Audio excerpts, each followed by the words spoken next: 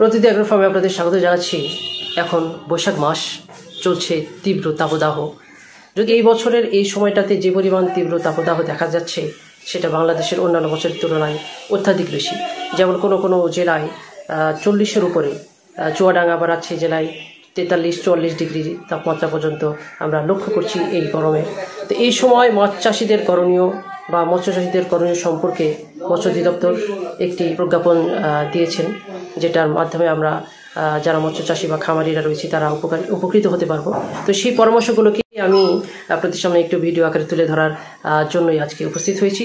তো এই তীব্র তাপদাহ থেকে মাছকে বা মৎস্য চাষিরা তাদের মৎস্যগুলোকে রক্ষার জন্য যে পদক্ষেপগুলো গ্রহণ করতে পারেন তার মধ্যে 1 নম্বর হচ্ছে জাল টানা বা হররা টানা। আপনি যদি আপনার পুকুরে বা খামারে নিয়মিত জাল টানেন বা হররা টানেন, এর মাধ্যমে আপনি আপনার পুকুরের বিষাক্ত গ্যাসগুলোকে বের করে দিলে মাছের পরিবেশটা একটু ভালো হয় বা একটু ভালো থাকবে। বিশেষ করে গরমের দিনে এমনি তাপমাত্রা বেশি, আর যদি গ্যাসটা অত্যাধিক পরিমাত্রায় বেড়ে যায় তাহলে মাছের জন্য হুমকি স্বরূপ বা যে কোনো সময় অধিক গ্যাসের মাধ্যমে মাছ মারা যেতে পারে বা মরক হতে পারে। 2 নম্বর হচ্ছে 15 দিন অন্তর অন্তর চুন প্রয়োগ করা।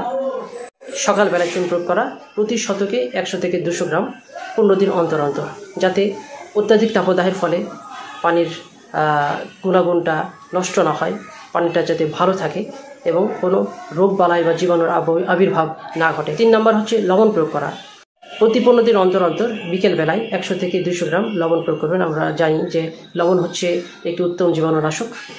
4 নম্বর হচ্ছে ইউরিয়া এবং ইউরিয়া জাতীয় সার প্রয়োগ বন্ধ রাখা, কারণ তীব্র গরমের সময় ইউরিয়া জাতীয় সার প্রয়োগ করলে আপনি যেই উপকার পাওয়ার আশায় সারটি প্রয়োগ করছেন সেটার হিতে বিপরীত হতে পারে।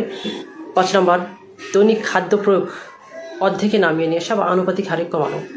এর কারণটা হচ্ছে সাধারণত মাছ 28 থেকে 30 ডিগ্রি সেলসিয়াস তাপমাত্রায় ভালো থাকে এবং বেশি পরিমাণে খাদ্য গ্রহণ করে, কিন্তু তাপমাত্রা যদি 30-এর উপরে চলে যায়, যেমন উত্তরাঞ্চল বা অন্যান্য জায়গায় 40 বা 44 ডিগ্রি সেলসিয়াস তাপমাত্রা, এই পরিমাণ তাপমাত্রায় কিন্তু মাছ খাবে না বা মাছ খাওয়া দাওয়ার পরিমাণটা বা আনুপাতিক হারটা কমে যায়। যদি মাছের খাওয়া দাওয়ার পরিমাণটা বা হারটা আনুপাতিক হারটা কমে যায় তাহলে আপনি যে পরিমাণ খাবারটা দিচ্ছেন সেই খাবারটা কিন্তু খাওয়ার পরে যে খাবারটা থেকে যাচ্ছে সেটা কিন্তু পচন হওয়ার মাধ্যমে আপনার গ্যাসীয় পদার্থের সৃষ্টি করতে পারে, যার ফলে আমরা বলে থাকি যে খাবার প্রয়োগের মাত্রাটা আনুপাতিক হারে কমানো বা অর্ধেকে নামিয়ে নিয়ে আসা। এরপরে 6 নম্বর পরামর্শ হচ্ছে মজুদ ঘনত্ব কমানো। আমি একটি কক্ষে রয়েছি। এই অফিসে একটি ফ্যান দেখতে পাচ্ছেন। তা আমরা এই অফিসে যদি এই রুমে 10 জন কর্মচারী বা কর্মকর্তা এখানে কাজ করি বা একটা মিটিং করি, একটা ফ্যানের মাধ্যমে এই সময়ে কিন্তু এটা অস্বস্তিবোধ হবে। কিন্তু যদি আমি এই অফিসে একটা এসি লাগিয়ে দিই তাহলে কিন্তু 10 জন কেন 15 জনও আরামসে থাকতে পারবো।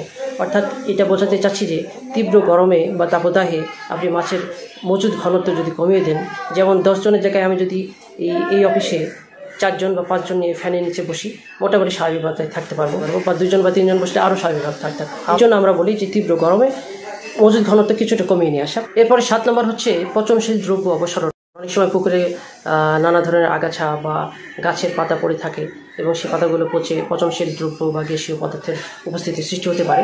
এর জন্য পুকুরের পচনশীল দ্রব্য যদি থাকে তাহলে সেগুলো অপসারণ করলে পুকুরের পরিবেশটা ভালো থাকবে। এরপরের ধাপটা হচ্ছে পানির গভীরতা বৃদ্ধি করা। আমরা জানি যে এই সময় পানির গভীরতা এমনি কমে যায় খরার কারণে।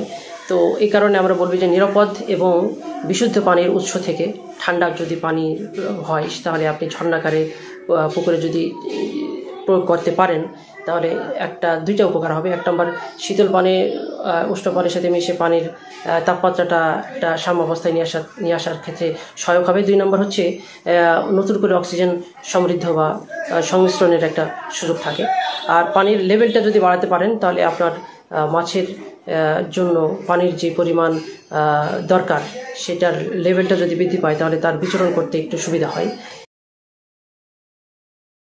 পুকুরে যদি কখনো অক্সিজেনের ঘাটতি দেখা দেয় তাহলে প্রতি শতাংশে 1 ফুট গভীরতার জন্য একটি করে অক্সিজেন ট্যাবলেট প্রয়োগ করতে হবে।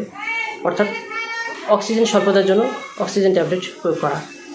এরপর 10 নম্বর হচ্ছে যদি সম্ভব হয় অ্যারিটর বা অ্যারেশনের ব্যবস্থা করা। আগে বললাম যে এই ঘরে যেমন একটা এসি লাগালে 10 জনের জায়গায় 15 জন বা 20 জন আমরা বসে থাকতে পারবো, তেমনি একটা পুকুরে যদি অ্যারেটর লাগানো যায় তাহলে সেখানে 100টা মাছের জায়গায় 150টি মাছ চাষ করা যাবে। তো আমরা এই তীব্র তাপদাহের ক্ষেত্রে যাদের সম্ভব হবে অ্যারেটর আপনি শেষ রাতে চালাবেন এবং দুপুরের পরে চালাবেন। শেষ রাতে দেখা যাচ্ছে 2 ঘন্টা বা 1 ঘন্টা চালালেন এবং দুপুরের পরে 1 ঘন্টা বা 2 ঘন্টা চালালেন অ্যারেটর, তাহলে মাছের অক্সিজেন সরবরাহের ক্ষেত্রে সুবিধা হবে, মাছের স্বাস্থ্য ভালো থাকবে। পুকুরের একটি স্থানে যেমন মনে করেন একটি পুকুর, এই স্থানে আপনি কিছু কচুরিপানা দিয়ে ছায়াযুক্ত স্থানের ব্যবস্থা করলেন এবং সেটা ঘিরে রাখতে হবে যাতে কচুরিপানাগুলো পুরো পুকুরে ছড়িয়ে না যায়। একটি পুকুরের একটা কোনায় যদি আপনি কচুরিপানা দিয়ে ছায়াযুক্ত স্থানের ব্যবস্থা করেন তাহলে আমরা যেমন এই তীব্র তাপদাহের সময় রাস্তা দিয়ে যাওয়ার সময় যখন কোনো গাছ দেখি তখন কিন্তু ওই রৌদ্র থেকে এসে ওই ছায়াযুক্ত গাছে একটু আশ্রয় নিয়ে আবার গন্তব্যে চলা শুরু করি। তো পুকুরে মাছের ক্ষেত্রে যদি আপনি একটা কোনায় এইভাবে কচুরিপানার একটা স্তর তৈরি করেন তাহলে মাছ রৌদ্র থেকে এসে বা অধিক তাপযুক্ত বা গরমযুক্ত এলাকা থেকে এই ছায়াযুক্ত এলাকায় এসে কিছুক্ষণ বিশ্রাম নিল বা আশ্রয় লাভ করলো, এর মাধ্যমে মাছের স্বাস্থ্য সুস্থ থাকে। এরপরের অপশনটা হচ্ছে নিয়মিত পানি পরীক্ষা করতে হবে। পানির গুণাগুণ পরীক্ষা করবেন এবং পানির গুণাগুণ পরীক্ষা করে যদি কখনো জিনিসের প্রয়োজন হয়, অ্যামোনিয়ার বৃদ্ধি পায় বা অক্সিজেন ঘাটতি হলো বা পানির পিএইচ বৃদ্ধি হলো না কম হলো, এগুলো জানলার পরে আপনি প্রয়োজন মতো ব্যবস্থা নিতে পারবেন। আর সর্বশেষ পরামর্শ হচ্ছে